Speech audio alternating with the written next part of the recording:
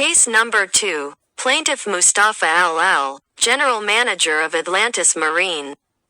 The accused is Gabriel Bass, Director of STAM. We are the virtual maritime court. I have received from Mustafa Al-Al, the Director of Atlantis Marine, 3 bank checks in the amount of 1,860,000 CFA francs. Issued by Gabriel Bass, Director of STAM.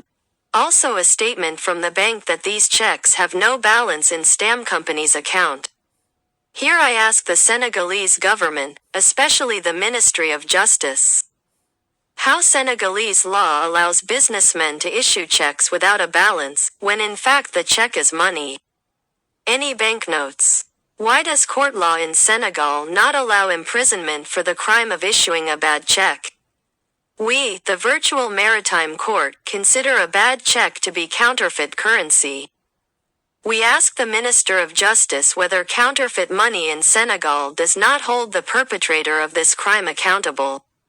For example, if we agree that issuing the first check is not punishable by law the first time, the criminal repeated a second and third time, I think it is a shame for the trade law to allow these fraudsters to steal investors' money with impunity. My question is, how will the investor get his money back of 1,860,000 francs? First, the lawyer asks him for 2 million CFA francs, and the police investigator needs a year to complete the investigation.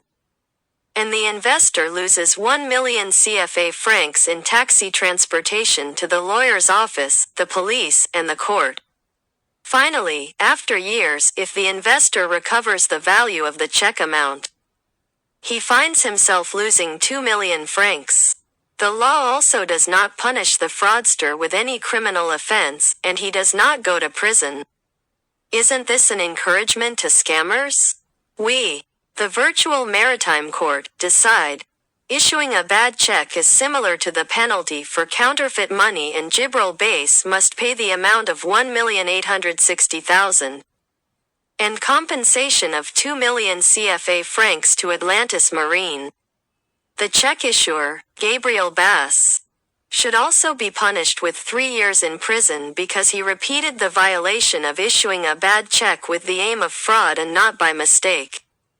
Decision issued on June 24, 2024 by the Virtual Maritime Court. Cas numéro 2, le demandeur Mustafa Al-Al, directeur général d'Atlantis Marine.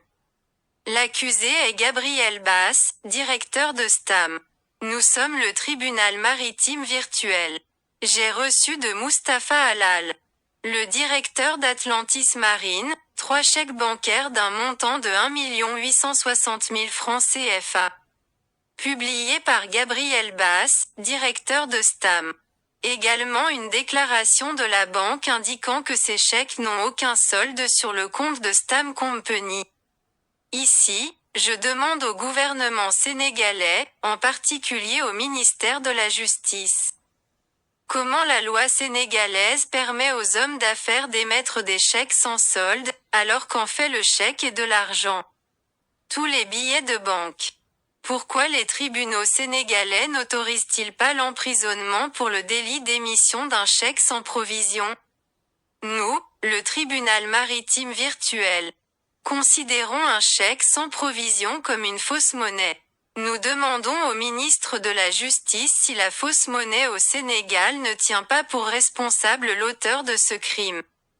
Par exemple, si nous convenons que l'émission du premier chèque n'est pas punie par la loi la première fois, le criminel a répété une deuxième et une troisième fois. Je pense que c'est une honte que le droit commercial permette à ces fraudeurs de voler l'argent des investisseurs en toute impunité. Ma question est la suivante. Comment l'investisseur va-t-il récupérer son argent de 1 860 000 francs? D'abord, l'avocat lui demande 2 millions de francs CFA, et l'enquêteur de la police met 1 an pour boucler l'enquête.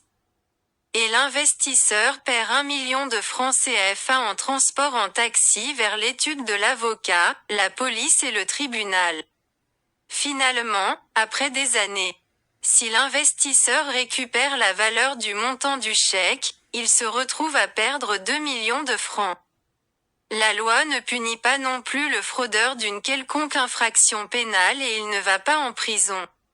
N'est-ce pas un encouragement aux escrocs? Nous, le tribunal maritime virtuel, décidons.